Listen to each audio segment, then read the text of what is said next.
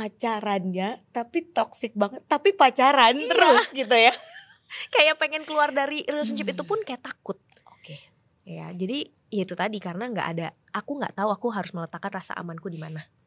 Jadi untuk aku berada dalam toxic relationship itu juga aku sebenarnya nggak suka, pengen kabur dari situ. Tapi di satu sisi aku juga takut untuk satu merasakan kehilangan, kedua takut untuk nggak ada lagi orang yang bisa menerima aku. Aku merasa aku tidak takut lagi untuk hari depan nih akan kayak gimana, nanti pacar gue siapa, suami gue siapa, gue married apa enggak. Kayak gak ada rasa takut itu lagi. Karena itu tadi ya, Bible study itu membantu aku untuk punya rasa aman tuh sama Tuhan aja.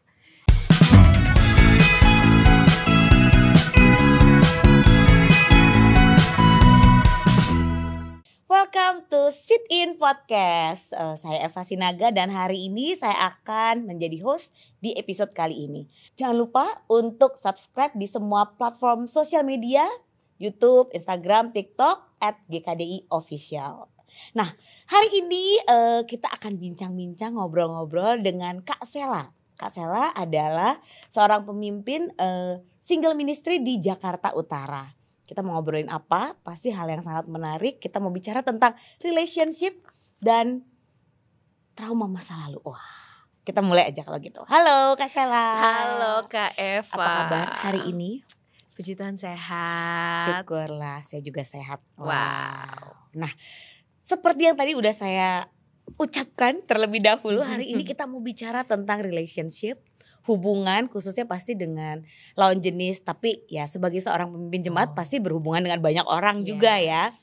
Tapi apa yang menjadi dasar atau ada hal yang saya dengar tuh menarik tentang latar belakang dari Kak Sela ini. Boleh cerita? Wow. Ya kalau dari aku ya, kalau tadi Kak Eva bilang tentang relationship itu, aku banyak banget mengalami experience yang gak oke lah ya dalam relationship. Banyak kegagalan. Kayaknya untuk long last tuh kayak susah gitu. Wow. Susah banget. Terus juga relationshipku yang terakhir itu juga toxic banget. Dan aku berasa pengen keluar dari sana, tapi kayak waktu itu ya berat banget untuk bisa keluar dari sana sih. Jadi itu yang aku sempat alami dulu. Sebuah hubungan yang toksik ya. Dan itu juga bikin gak gampang untuk menjalani hubungan. Boro-boro mau panjang gitu ya. Pendek aja mungkin udah berat gitu. Kalau mau dirunut-runut atau diinget-inget, apakah ada sesuatu yang membuat gak mudah gitu ya buat seorang Kak Sela punya hubungan yang panjang gitu ya. Sampai bahkan masuk ke dalam relasi yang toksik gitu, yang tidak menyenangkan. Ya, jadi kalau dipikir-pikir ya, diinget-inget, oh iya ya, sebenarnya apa yang melatar belakangi aku bisa banyak mengalami kegagalan, gak long last gitu relationshipnya. Karena ada banyak hal yang terjadi dalam hidup aku, yang aku witness itu bisa belasan tahun ya, lebih tepatnya belasan tahun. Dan itu bikin aku juga jadi agak susah untuk bisa trust yang namanya hubungan. Ya itu ya came up from family ya pastinya ya gitu. Ya jadi itulah yang aku banyak saksikan, hal-hal yang bikin aku jadi questioning apakah benar ada sebuah hubungan yang akan bisa happily ever after atau kayak bisa long last. Itu sih yang terjadi pada saat itu. Jadi latarnya adalah hal yang paling basic ya dalam kehidupan kita, keluarga gitu ya. Entah mungkin tidak ada contohan atau apa yang Kak Sela lihat, apa yang Kak Sela alami begitu ya. Nah, kalau itu adalah masa lalu gitu ya. Kita bicara masa kini gitu ya, atau Kak Sela yang sekarang adalah seorang pemimpin gitu ya, pemimpin dari single ministry di Jakarta Utara. Itu tentu pasti harus bangun hubungan, ketemu banyak orang gitu ya, dengan karakter A, B, C, D sampai Z gitu. Malah mungkin ada yang A, B, C, D, B, A gitu ya, macem-macem gitu. Dan aku percaya gitu dalam sebuah hubungan antara pemimpin jemaat dan jemaat pasti butuh trust gitu ya, butuh proses untuk bangun jadi hubungan yang panjang gitu. Nah, bagaimana ceritanya bisa dari seorang Kak Sela yang punya ketidakpercayaan ya, mistrust gitu loh, punya pengalaman toxic relationship, jadi pemimpin jemaat. Iya ya, bingung juga ya. Iya. Aku juga kayak wow, kok bisa aku ya sampai sini. Ya aku mau flashback sedikit ya. Jadi kenapa awalnya bisa sampai Tuhan membawa aku ke titik ini. Karena tadi background yang juga aku sempat ceritain ya tentang keluarga. Jadi kenapa ada mistrust itu, aku melihat sebuah pernikahan dari kedua orang tua aku yang gak work out gitu. Jadi waktu aku usia 17 tahun, tepatnya kelas 2 SMA, ya mereka memutuskan untuk berpisah. Di situ aku mulai question banyak tentang apa sih itu cinta, apalagi lagi masa labil-labil ya kan, kelas 2 SMA. Itu lagi remaja-remajanya ya. Betul, lagi remaja-remajanya, lagi banyak pengen taunya tentang apa itu hubungan. Kalau bangun hubungan sama laki-laki itu bagaimana, laki-laki yang baik dan akan menyayangi aku tuh kayak gimana gitu ya. Jadi kayak banyak berandai-andai ya, membayang-bayangkan. Tapi ya turns out dari hal-hal itu aku juga mulai mencari gitu. Ya mencarinya juga waktu itu kan belum tahu ya, aku belum tahu firman, aku belum tahu Tuhan, belum belajar Alkitab atau Bible study.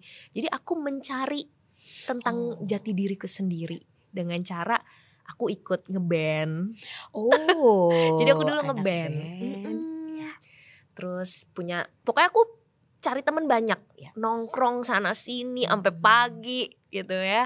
Hanya untuk mencari sebenarnya apa nih yang bisa mengisi rasa aman dalam hati aku, atau yang bisa membangun trust aku lagi sama orang.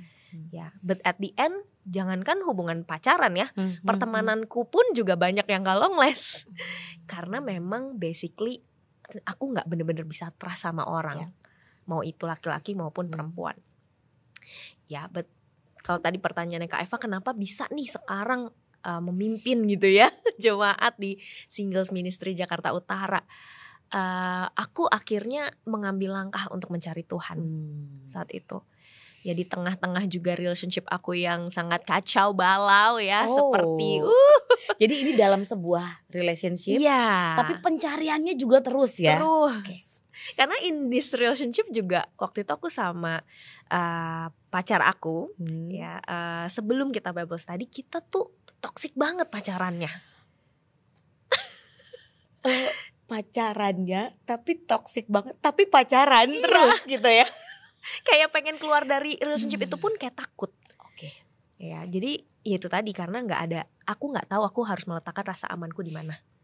Jadi untuk aku berada dalam toxic relationship itu juga aku sebenarnya nggak suka, pengen kabur dari situ. Tapi di satu sisi aku juga takut untuk satu merasakan kehilangan, kedua takut untuk nggak ada lagi orang yang bisa menerima aku. Gitu, jadi kayak ruwet banget lah pola pikirku, perasaanku tuh semuanya campur aduk. Ya, tapi Tuhan baik ya. Akhirnya aku dapat kesempatan dikenalkan dengan jemaat, terus ada Bible study. Aku kayak langsung, wah, apaan tuh Bible study gitu kan. Jadi pengen belajar karena di dalamnya katanya ngomongin tentang Tuhan, tentang firman. Dan dengan semua background kehidupan yang aku juga udah lalui gitu ya. Banyak mistrust, banyak pain, banyak ketakutan, banyak tidak rasa aman. Aku juga pengen tahu sebenarnya maksud Tuhan apa ya. Maksud Tuhan apa, kenapa aku seperti ini, kenapa aku berada dalam kehidupan yang seperti ini. Jadi aku pengen tahu juga gitu, dengan aku akhirnya mengambil langkah untuk Bible study. Aku denger gitu dari tadi toksik, tapi ya dijalanin terus gitu ya. Tapi toksik ya takut dilepas, tapi gak mau digituin gitu. Seperti apa sih hubungan toksiknya itu? Kalau mengingat masa-masa itu kayak wow. Itu toksiknya kita berantem itu bisa hampir tiap hari. Berantem ya. Yang pacarku nih kalau ngomong, wah bisa nadanya tinggi, mukanya mengintimidasi. Terus pemilihan katanya dia kayak udah tahu itu bakal menyakiti aku gitu kan. Bawa-bawa background keluarga aku. Waduh, itu kayak hurting banget ya at that time. Terus juga bisa berantem di mana aja, termasuk di jalan. Apa aja ya? Iya, apa aja. Udah gitu aku nggak bisa temenan sama teman-temanku lagi. Jadi semua di cut off. Gak boleh. Nggak boleh. Karena memang karena tadi juga aku udah cerita aku ngeband, aku suka nongkrong-nongkrong. Ya kebanyakan pasti 90% temanku laki-laki semua. Oh, maksudnya jadi, itu juga ya. Jadi kayak pokoknya cut semuanya gitu. Oh, tiba-tiba jadi kayak gak punya temen rasanya kan. Stres juga, hidup cuma pacaran, kerja pacaran gitu doang.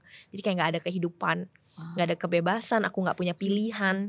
Dan aku merasa relationship ini adalah relationship paling toksik yang aku pernah jalani dibandingin yang sebelum-sebelumnya. Karena kalau yang sebelum-sebelumnya kayak aku bisa ngatur-ngatur gitu loh. Kalau yang ini aku yang tidak gitu, kayak gak ada pergerakan jadinya aku nih, gak ada space. Gak ada pergerakan, gak ada space, tapi terus betul ada bersama-sama dengan dia gitu ya. Karena basically aku adalah wanita pada saat itu ya yang tidak bisa hidup sendiri. Jadi harus ada orang lain yang mengisi kekosongan di hatiku yang again gak terisi juga sebenarnya. Dan apapun yang dia bilang, apapun yang dia katakan, ya kamu terima. Ya aku terima dan aku anggap itu kebenaran. Dan gak bisa nego, gak bisa berargumen, debat, gak bisa ya. Aku hanya bisa menangis dan minta maaf ya, iya. Dan besok terjadi lagi. Terus minta maaf lagi. Terjadi lagi. Dan kalau tadi ya ceritanya sampai di titik ketika pencarian itu buat Kak Sela jadi hal yang penting ya. Dan kemudian menemukan sebuah komunitas. Yes. Aku pengen dengar lebih lagi nih ketika mulai ketemu orang-orang baru gitu ya, dengan mungkin topik pembicaraannya juga beda ya, karena kan kamu pengen tahu tentang Tuhan gitu, tentang apa sih gitu, buat apa mungkin hidup ini gitu, kenapa aku ada di sini gitu, kenapa hidupku begini gitu ya. Bagaimana waktu menjalani itu? Mungkin ada tantangan. Iya, jadi masa-masa aku akhirnya mengambil langkah untuk mencari Tuhan, memberanikan diri untuk menggali lebih dalam tentang Tuhan, karena aku basically juga nggak yang dulu tuh nggak yang rohani-rohani banget lah ya. Pokoknya yang penting gereja tiap minggu. Oh masih gereja tiap minggu, tapi bisa di mana-mana ya. Jadi itu kayak apa ya? Kayaknya aku kali ini pengen bener-bener menggali Tuhan tuh lebih dalam. Dan aku merasa waktu aku Bible study, this is something yang very personal for me. Aku ngerasa ini hal yang aku gak pernah bisa temukan dimanapun. Dan selama puluhan tahun aku hidup gitu ya, baru kali ini ada satu titik di hatiku yang terdalam yang ada sosok yang bisa menyentuh itu gitu, yaitu Tuhan itu sendiri. Aku jadi pengen nangis. Wow. Dan apa ya, lama-kelamaan aku jadi tahu bahwa Tuhan adalah tempat teraman atau sosok teraman yang aku bisa punya dalam hidup aku. Yang selama ini aku cari-cari kemana-mana. Akhirnya aku menemukan itu. Dan dengan background aku yang tadi aku cerita, dengan semua toxic relationship, mistrustnya aku juga yang terjadi karena family background juga gitu ya. Itu membuat aku juga kayak mencoba gitu untuk melihat bahwa Tuhan tuh mau kasih tahu aku sesuatu loh di depan, bahwa ada harapan untuk seorang Sela. Itu kayak wow. I'm just amazed gitu sama kebaikan Tuhan. So far gitu sih Kak Eva. Waktu Tuhan memang selalu tepat ya. Yes, amin. Betul. Walaupun waktu itu Kak Sela ada dalam satu hubungan yang toksik gitu ya. Tapi ya ketika kamu mencari, Tuhan menyediakannya. Dan kamu mau terima. Betul. Gitu ya. Aku dengar gitu, kamu mau ambil, mau jump in gitu, mau serius bahkan. Sampai tahu, oh ternyata ada yang bisa masuk sampai ke dalam hati. Betul. Ya. Kalau tadi cukup kontradiktif loh.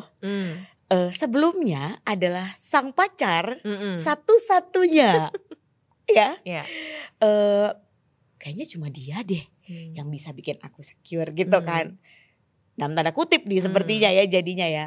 Atau ya gak ada lain. Tapi sekarang menemukan Tuhan gitu. Yang ternyata jauh lebih berarti hubungannya. Gimana efeknya dengan sang pacar? Wah itu ya di dalam firman itu kan kayak Tuhan gak cuma kasih gak cuma kasih janjinya dia doang, tapi Tuhan juga kasih tahu bagaimana aku bisa mencapai janjinya Tuhan itu. Nah berarti ada bagian aku nih yang aku mesti juga lakukan kan.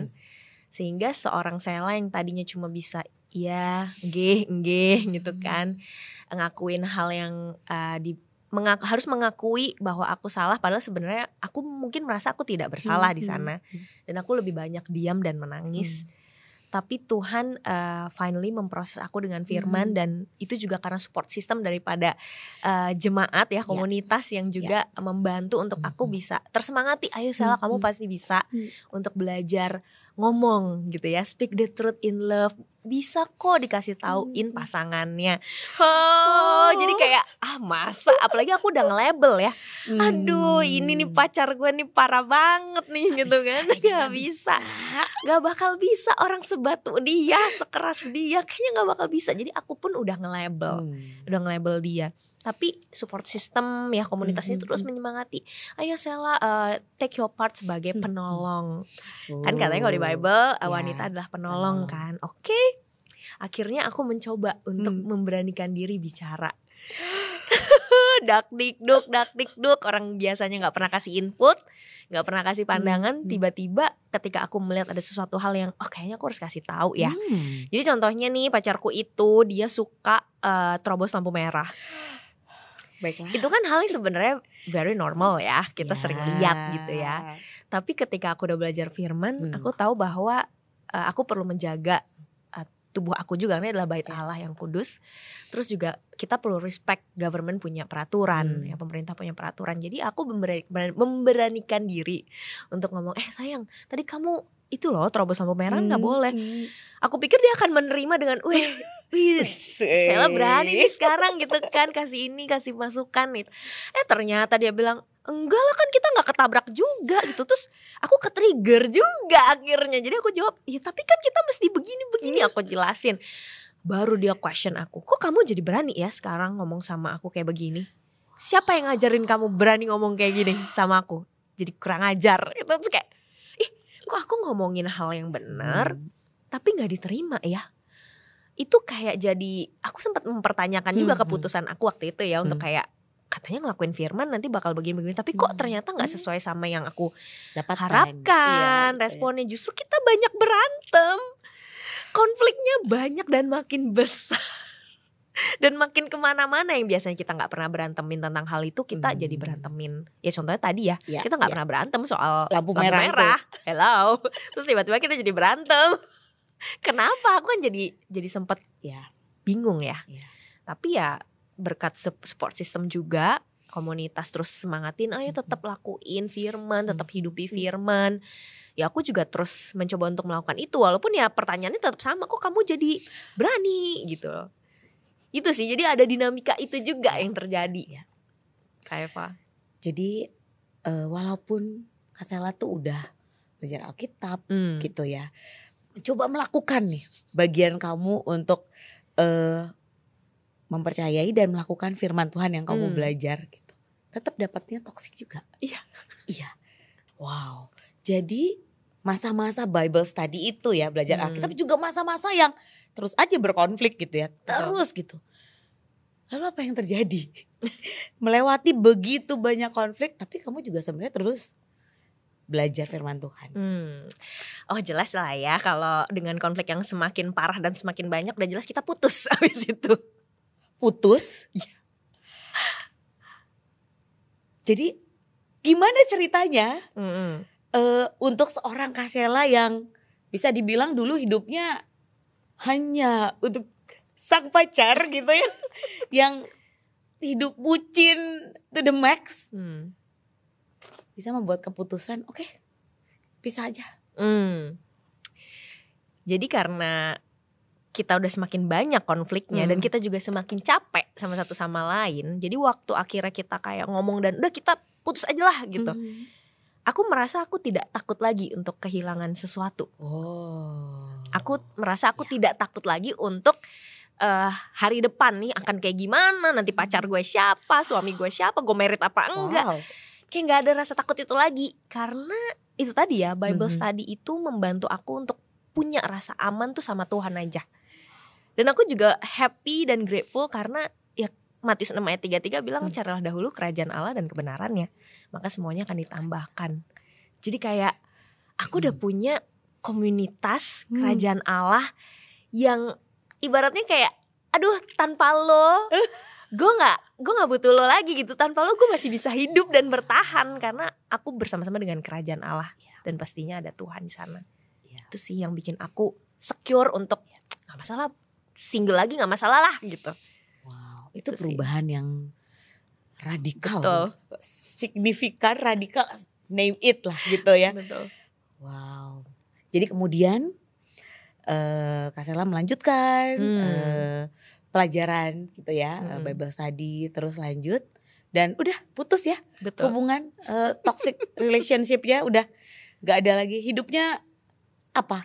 Bagaimana kalau dideskripsikan hidupmu setelah lepas dari sebuah hubungan yang toksik? Ada kayak melepas 2 ton 2 ton beban di pundakku gitu ya. Rasanya itu kayak ternyata seorang Sela bisa ya. Sela yang penuh dengan ketakutan ini ternyata Tuhan mampukan ya untuk berani lepas dari sana, dari toxic relationship itu, dari hubungan yang kayak nggak ada juntrungannya. Kebayang untuk married sama dia pun aku nggak ada karena saking takutnya. Tapi untuk putus saat itu kan nggak berani ya. Until ya Bible study itu bener-bener menguatkan aku. Jadi nggak ada yang ayo putusin aja, nggak ada. Justru mereka kan support aku untuk ayo perbaiki hubungan. Perbaiki hubungan, lakuin firman, mengasihi. Tapi ternyata konflik makin banyak. Terus kita sama-sama kayak udah enough lah, putus aja. Ya itu kayak oke. Ya jadi itu adalah titik balik yang bener-bener aku juga kayak heran ya, kok Tuhan bisa ya membawa aku menjadi Sela yang finally punya keberanian itu juga gitu. Itu sih. Lagi-lagi aku mendengar ya support system gitu ya yang juga bantu kamu untuk bisa kuat bertahan gitu ya. Nah ini berarti kan baru sepotong ya ceritanya ya. Sepotong dari pacaran terus putus. Kok ya sekarang jadi suami. Loh sudah ada anak 1. Nah ini pasti ada kisah berikutnya apa yang terjadi. Iya menarik banget ya. Jadi selama aku proses Bible study itu dan setelah kita putus, gak lama aku mendengar sebuah kabar baik dari seorang sahabat gitu ya. Dia bilang ada kabar baik Sela, apa? Jordan mau Bible study. Kan harusnya kita kayak wow gitu ya. Tapi ekspresi yang aku keluarkan justru kayak dia mau Bible study, ya udah studyin aja, kayak bisa bener aja orang kayak dia gitu. Aku gituin sampai temanku kayak ya tapi Jordan mengambil langkah untuk dia juga finally Bible study. Itu sih yang akhirnya juga kita berdua sama-sama diproses di dalam Bible study kita masing-masing. Dan turns out memang buat aku secara pribadi ada begitu banyak hal di masa lalu yang juga tadi aku ceritain yang ternyata juga membentuk aku kayak sulit untuk bisa memahami seperti apa sih seorang laki-laki itu, seperti apa sih mengasihi seorang laki-laki yang benar gitu. Karena actually aku juga gak punya hubungan yang very deep gitu loh sama bapak aku kan. Jadi kayak gak dapet nih feeling-feelingnya, hubungannya. Dan aku bersyukur banget lewat proses Bible study itu aku dibantu untuk bangun hubungan sama bapak. Jadi setelah belasan tahun we were not in good term. Akhirnya aku bisa bicara hati ke hati sama bapak dan responnya juga very positif. Terus akhirnya juga bisa peluk dan cium bapak lagi. Dan aku bisa denger feelingnya dia. Dari situ aku jadi bisa memahami, ternyata laki-laki tuh bisa punya perasaan ya. Aku kemana aja gitu. Ya disitulah akhirnya aku bisa mulai memahami gitu, memahami Tuhan, tapi juga memahami orang tua aku juga. Itu sih yang aku bersyukur banget. Karena aku dulu juga sempat berasa ya udahlah aku urus urusanku aja, masalahku aja udah banyak. Kenapa aku harus taking care orang tuaku juga nih, yang sebenarnya juga aku kan gak ada role model gitu dalam sebuah hubungan di sana. Ya tapi Tuhan baik ya, justru dengan proses yang ada dalam Bible study itu. Tuhan cuma bilang ya di buku Yosua, ini ayat yang aku suka banget, dibilang kuatkan dan teguhkanlah hatimu. Dan Tuhan janji akan menyertai. Jadi apa sih yang bisa push me to the limit untuk aku bisa mengasihi keluarga dan membangun hubungan sama mereka lagi? Aku cuma ingat bahwa aku harus kuatkan dan teguhkan hatiku, karena aku tahu Tuhan pasti menyertai aku. Dan ternyata bener. Aku gak pernah bisa bicara hati ke hati sama keluarga, tapi Tuhan mampukan. Aku tahu itu bukan aku. Aku tahu itu karena Tuhan. Dan itulah yang akhirnya juga membuat aku mulai bisa melihat laki-laki yang mengasihi Tuhan itu juga seperti apa gitu ya. Dan melihat perubahan Jordan yang luar biasa, banyak banget. Dan itu bikin aku malu loh sama Tuhan. Karena tadi kan aku sempat cerita juga sama Kak Eva, kayak ya kan pas dia Bible study aku bilang, ya orang kayak dia mah mana bisa.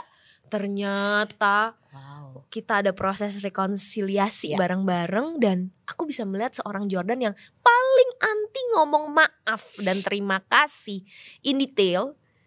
Dia bisa bicara maaf dan terima kasih in details ke aku. Itu kayak, ini Jordan. Dan ngelihat bagaimana juga keluarganya dia bisa share perubahan hidupnya, aku juga feel so amazed. Karena aku malu banget sih sama Tuhan. Kayak awal-awal denger itu, kayak denger dia Bible study, aku pikir gak bakal bisa lah orang kayak dia berubah. Tapi ternyata gak ada yang gak mungkin buat firman Tuhan. Bahwa Tuhan bisa mengubahkan orang yang seperti apapun itu. Itu kayak give me hope. Itu sih Kak Eva. Mungkin waktu itu kamu lupa, kamu kan juga diubahkan oleh firman Tuhan. Kadang-kadang ketika orang lain terjadi di orang lain, dan pasti ya itu dekat di hati, baru kayak gitu ya. Padahal Tuhan juga ubahkan hatimu loh. Betul. Kalau kamu ingat-ingat Kak Sela yang dulu gitu ya, Sela kepikiran gak kalau kamu akan sampai di satu titik yang kamu berani ngomong sama pacarmu itu, gitu. Di titik berikutnya kamu berani putusin, gitu ya. Di titik berikutnya mungkin ada beberapa titik lagi ya setelah itu, gitu ya. Di antaranya itu bahkan sampai membuat keputusan untuk menikah. Ya.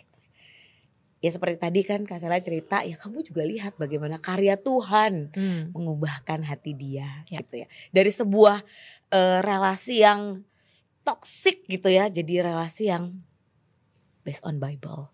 Amen. Ya. Sebuah relasi yang ya karena tunduk pada firman Tuhan. Gitu. Luar biasa. Amin. Dan satu lagi aku juga dengar bagaimana itu juga mengubah hubunganmu dengan keluarga. Yes. Gitu ya. Pernah kepikiran? Gak pernah. Gak pernah ya. Gak pernah kepikiran ya. Tapi pas itu terjadi Tuhan bisa ubahin. Berarti bener ya yang ada di firman, dibilang apa yang tak pernah dilihat oleh mata, tak pernah didengar oleh telinga, tak pernah timbul dalam hati. Maksudnya kayak itu Tuhan sediakan gitu. I never imagine aku bisa punya hubungan yang hari ini aku bisa punya sama keluargaku. Menjadi seorang anak yang bisa dengar curhatan dari kedua orang tua dengan masalah mereka masing-masing. Gak pernah kebayang ada di titik ini. God is good. Ya, Tuhan memulihkan kamu, Tuhan memulihkan keluarga juga ya. Jadi apa bisa dibilang bahwa waktu kamu dalam proses belajar Alkitab itu juga bantu kamu untuk overcome dari trauma-trauma masa lalu kamu gitu ya, bagaimana melihat keluarga. Ya, betul banget. Karena I think di dalam proses Bible study itu, kalau sebagai seorang pribadi ya, tanpa relationship dengan pacar gitu atau suami gitu, aku merasa melihat bahwa Tuhan itu pengen aku di purified dulu, personal, supaya waktu aku menjalani the next relationship dengan pasangan aku, udah nggak ada lagi nih hal-hal yang bisa mencuri gitu dalam pikiran dan perasaanku bahwa gak akan ada lah relationship yang akan long last, gak akan ada lah bisa punya keluarga yang takut akan Tuhan, kan kamu gak punya role model itu. Nah itu kan bisa kecuri ya di pikiran sama perasaanku gitu. Tapi aku melihat bagaimana Tuhan pengen bener-bener, Sela, aku pengen build kamu secara personal dulu nih. So when you're ready, kamu juga akan bisa dipertemukan di waktu yang tepat dengan orang yang juga bisa membangun bersama-sama dengan kamu di dalam Tuhan. Itu sih yang aku lihat. Jadi kayak ada masa-masa kan putus ya, yang tadi aku cerita, kurang lebih 1,5 sampai 2 tahun lah proses aku single dan Jordan juga single pada saat itu. Dan disitulah kita banyak banget ditumbuhkan. Tapi kalau kepikiran untuk balikan ada nggak? Nggak ada. Jujur aja, aku nggak ada kepikiran untuk balikan loh Kak Eva, karena cukup ya itu tadi ya, maksudnya kadang-kadang bisa ke-recall lagi. Ntar kalau balikan berantemnya kayak dulu lagi. Ntar kalau ini nanti konflik lagi, kayak ada banyak ketakutan dan memori-memori yang masih keinget. Gitu. Tapi ya again, karena firman Tuhan dan juga komunitas yang juga terus support ya, membangun, menyemangati. Mereka kasih aku pandangan di firman bahwa kalau Tuhan bisa membawa kamu dan Jordan dengan begitu banyak perubahan, Tuhan juga pasti memberikan pengharapan untuk masa depan kalian juga. Ya, jadi ada masa-masa dalam 2 tahun itu akhirnya aku juga bisa melihat, ini orang bertumbuh banget ya. Ini orang berubah banget ya. The way dia berinteraksi dengan orang. The way dia juga serve orang. Karena kan kalau dia biasanya di serve ya, kayaknya semua orang wow. Ya tapi dia berubah banget. Itu yang bikin aku amazed. Dan finally waktu aku ditanya untuk ada gak kepikiran untuk akhirnya balik lagi, aku bilang kayak let's give it a try. Karena aku feel secure aku punya kerajaan Allah yang bisa bantu kita. Itu sih. Dan kamu juga lihat dia berubah. Yes, itu gitu ya. Yang paling jadi highlightnya. Kalau enggak, wah gimana nih? Masa mau toksik-toksik terus gitu kan? Iya. Kalau tadi Kak Sela bilang ada support, ada orang-orang bersama-sama dengan kamu gitu ya dalam kerajaan Allah. Ya mungkin Jordan juga punya gitu loh. Punya rasa yang sama gitu ya, punya keyakinan yang sama gitu ya. Jadi sama-sama secure gitu ya. Oke. Jadi kalau sekarang kalian sudah menikah, punya 1 orang anak, apakah pernah ada muncul, wah kalau tadi istilah recall, trauma gitu ya, atau keinget masa lalu tuh dalam hubungan kalian, terus gimana cara menghadapinya? Ya kalau ngomongin di dalam sebuah pernikahan pasti yang namanya konflik akan tetap ada ya Kak Eva. Pasti ya. Pasti miskom ada, tidak sependapat pun juga ada gitu. Tapi yang menarik adalah waktu akhirnya kita reconcile, kita bisa kayak duduk dan bilang Tuhan baik banget ya. Dulu mah mana bisa kita berantem terus beresin habis itu. Yang ada diem-dieman membiarkan waktu menyembuhkan. Tapi kita hari ini yang juga sama-sama aku dan Jordan kita gak punya role model untuk how to reconcile di dalam kehidupan pernikahan itu. Kita bisa punya, itu siapa yang ngajarin kalau bukan Tuhan dan kerajaan Allah. Itu jadi setiap kali kita habis ada konflik kita selalu kayak wow God is good. Wow, justru aku nangkepnya nih ya ketika ada konflik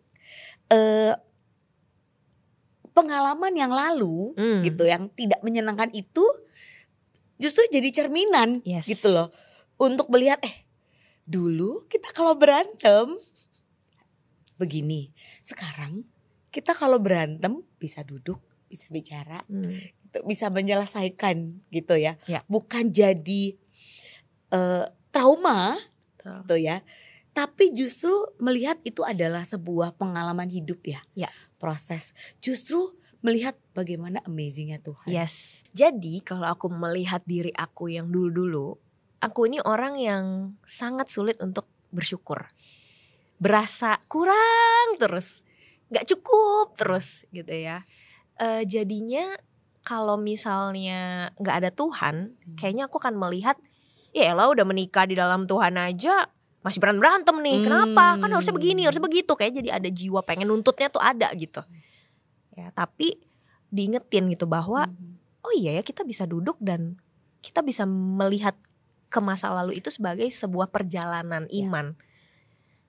Kita bisa melihat bahwa Tuhan itu menumbuhkan. Kita bisa melihat bahwa Tuhan tuh mengubahkan. Jadi ya real life-nya bahwa pernikahan itu ya akan tetap ada konflik. Tapi bagaimana kita menghadapi konflik-konflik itu sebagai satu pasangan yang kompak di dalam Tuhan. Itu sih. Bersyukur ya. Bisa bersyukur melihat masa lalu itu bukan lagi sesuatu yang kayak menempel gitu ya. Tapi justru di luar diri kita yang sudah berlalu gitu. Dan ya orang-orang yang berbeda gitu sekarang.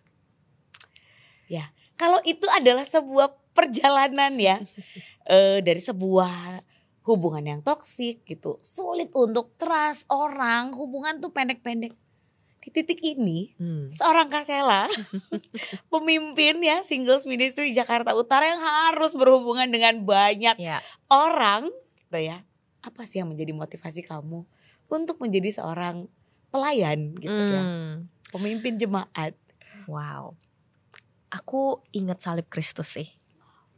Aku merasa kayak Tuhan itu udah mengasihi aku dengan dia memberikan nyawanya dia. Dan kayak aku gak punya alasan untuk apa ya, kayak say no untuk bisa help one and another. Untuk memberikan waktu aku lebih bisa masuk ke berbagai macam orang. Jadi jujur pasti awal-awal ada struggle ya. Karena harus bangun hubungan dengan berbagai macam orang. Kayak ada rasa ingin boleh gak yang ini jangan gitu kan, yang ini susah, ini gak aku banget gitu. Ya tapi karena salib Kristus itulah aku jadi ingat untuk oke, Sela coba lagi, oke Sela bangkit lagi, oke Sela bangun lagi. Karena kalau dibalik kan gak enak ya, kayak Tuhan bisa bilang kayak ya kalau Sela gak deh, jangan yang ini aja gitu kan kayaknya. Gitu ya, aku matinya buat Kak Eva aja deh, tapi gak mati buat Sela, itu kan kayak sedih banget ya gitu kalau diibaratkan seperti itu. Tapi I know Tuhan gak seperti itu gitu ya. Jadi yang jadi motivasi aku yang pertama pastinya salib Kristus. Itu sih yang akhirnya aku merasa aku harus berikan yang terbaik, karena Tuhan udah lebih dahulu memberikan yang terbaik juga pastinya buat aku gitu. Jadi untuk hal yang aku lihat bukan hal yang mudah untuk seorang Kak Sela ya. Membangun hubungan, trust, hubungan jangka panjang. Keywordsnya salib Tuhan. Amen. Amin. Ya. Jadi Kak Sela mungkin ada pesan-pesan untuk pendengar kita, penonton kita. Mungkin mereka sedang ada dalam situasi yang toksik, hubungan yang toksik. Mungkin ada trauma di masa lalu atau sulit untuk punya hubungan jangka panjang. Ada yang bisa disampaikan? Ya, kalau dari aku cuma pengen bilang bahwa jangan pernah takut untuk minta bantuan. Jangan pernah takut untuk bisa terbuka sama apa yang kalian alami. Dan jangan pernah takut untuk bisa datang dan mencari Tuhan. Karena kalian gak pernah tahu apa yang Tuhan udah prepare untuk kalian di depan.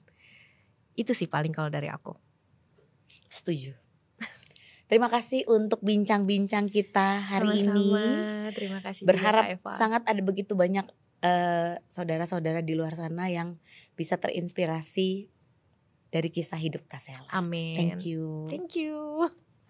So untuk kalian yang membutuhkan bantuan, mau konseling atau mau belajar Alkitab, atau ingin bergabung dalam komunitas, kami akan menghubungkan kalian ke komunitas GKDI yang terdekat dari tempat kalian. Dan kalau video ini membantu kamu, silakan share sebanyak-banyaknya ke teman-teman kalian. Dan jangan lupa juga untuk follow semua platform media sosial kami @GKDI Official di Instagram, YouTube, dan juga di TikTok. Sampai ketemu lagi.